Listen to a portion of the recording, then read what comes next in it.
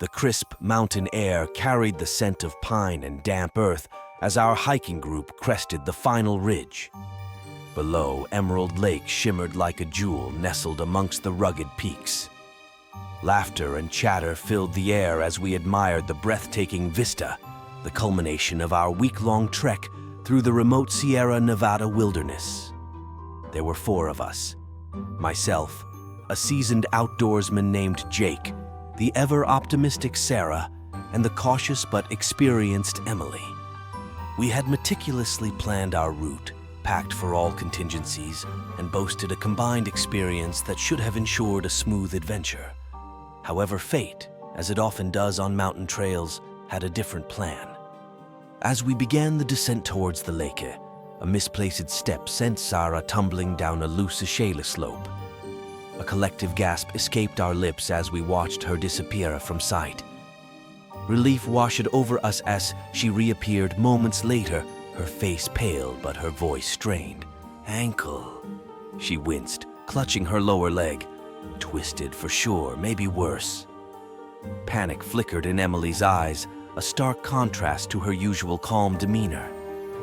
"We need to get her help," she said, her voice trembling slightly. Jake, ever the pragmatist, assessed the situation. "The nearest ranger station is miles away. Radio signals weak in this valley. We need to set up camp for the night and assess the damage in the morning." With a heavy heart, we agreed. Finding a suitable flat spot near a gurgling stream, we pitched our tents, the once carefree atmosphere replaced by a tense silence. Nightfall descended rapidly, cloaking the valley in an inky blackness. The comforting crackle of our campfire offered little solace as the weight of our predicament settled in. As I lay awake, staring at the star-dusted canvas above, a nagging unease gnawed at me. Reaching for my compass, a routine check before sleep, my blood ran cold. The needle spun erratically, refusing to settle on north. Disbelief turned to fear as I shook the compass, hoping it was a malfunction. But the needle remained stubbornly uncooperative. The following morning, the harsh reality of our situation became painfully clear. Sarah's ankle was swollen and painful, unable to bear weight. Radio calls to the ranger station yielded nothing but static, and my compass, the one reliable piece of navigation equipment, was useless.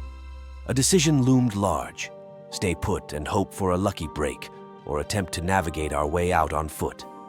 The longer we stayed, the higher the risk of infection for Sarah's injury, but venturing deeper into the wilderness with a faulty compass was a gamble fraught with danger.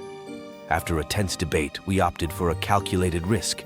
With Jake fashioning a makeshift splint from spare trekking poles and Emily meticulously studying a tattered map, we charted a course that, hopefully, would lead us back to the marked trail.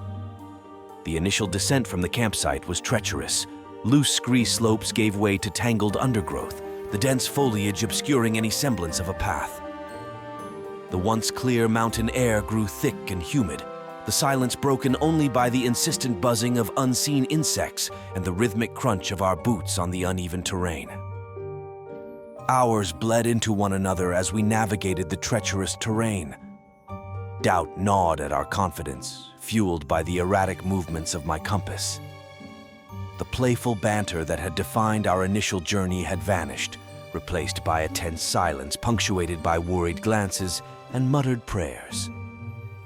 As dusk approached, casting long shadows through the dense foliage, we stumbled upon a sight that sent chills down our spines, a decaying wooden signpost half buried in the undergrowth. The inscription, barely legible, read, "Blackwood Creek Trail, 2 miles." A flicker of hope sparked within us. A sign, any sign, was better than blind wandering. With renewed determination, we pressed onwards, following the faint, overgrown trail that branched off from the signpost. The sun dipped below the horizon, painting the ski in fiery hues of orange and purple. Exhaustion gnawed at our limbs, but the thought of a marked trail, of potential rescue, propelled us forward. The Blackwood Creek Trail, far from being a well-maintained path, was a barely discernible track choked with vegetation. The descent became steeper, the air thick with the smell of damp earth and decay. The playful chatter of birds had been replaced by an unsettling silence, broken only by the rustle of unseen creatures in the undergrowth. As darkness claimed the forest, casting grotesque shadows that danced in the flickering light of our headlamps, an unsettling feeling began to creep over us. It was a prickling sensation at the back of your neck, a sense of being watched by unseen eyes.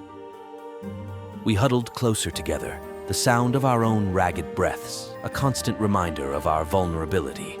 Suddenly, a twig snapped in the distance, followed by a low growl that sent shivers down our spines. We froze, straining our ears in the suffocating silence.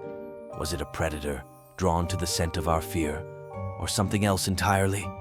Sarah, her face pale despite the flickering light, clutched Jake's arm. "What was that?" she whispered, her voice trembling. Jake, ever the reassuring presence, squeezed her hand.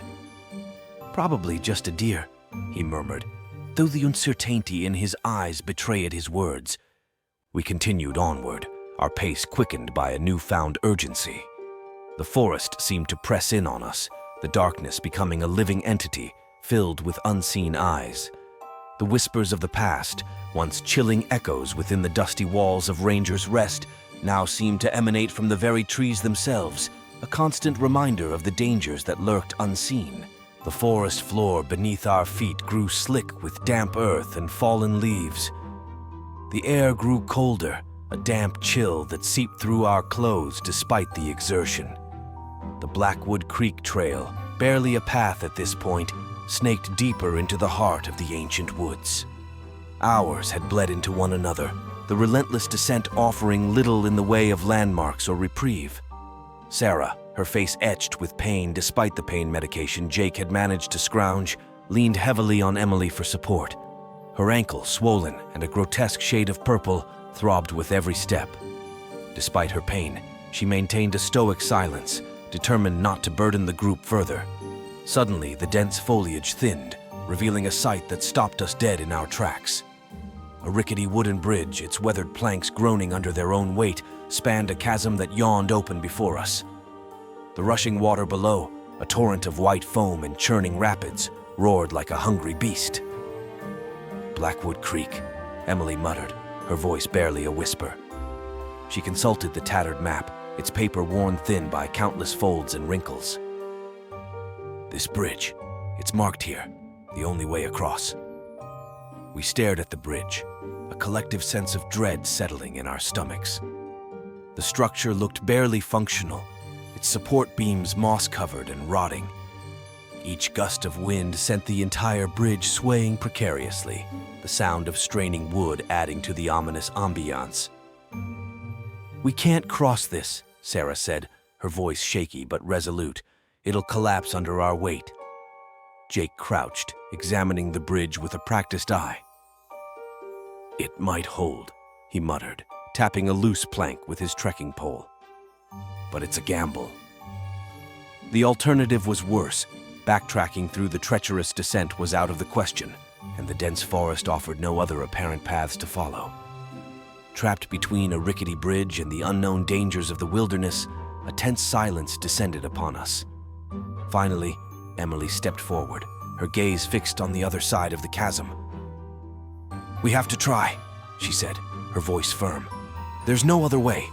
Just one at a time, and be careful."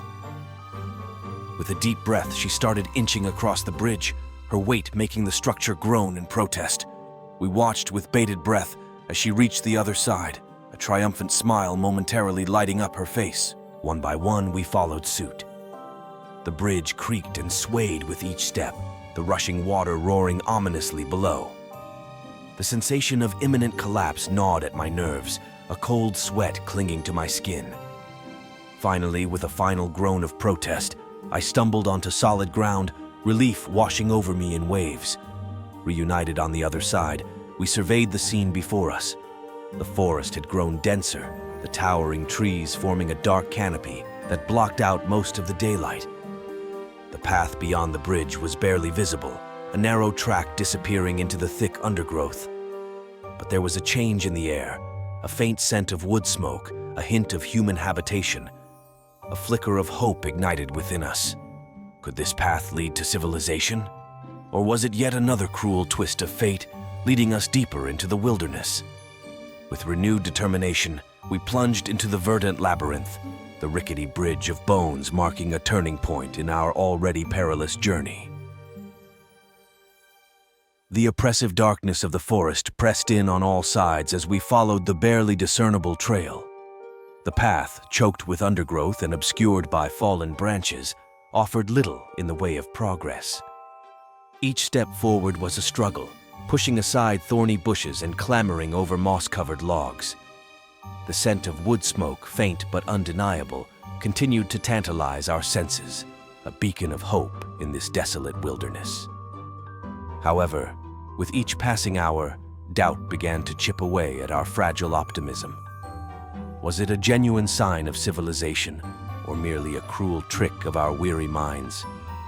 Hunger gnawed at our bellies, a constant reminder of dwindling supplies. We had rationed our food meticulously since Sarah's injury, but our reserves were rapidly dwindling. The last granola bars had disappeared hours ago, replaced by a gnawing emptiness that seemed to sap our strength with each step.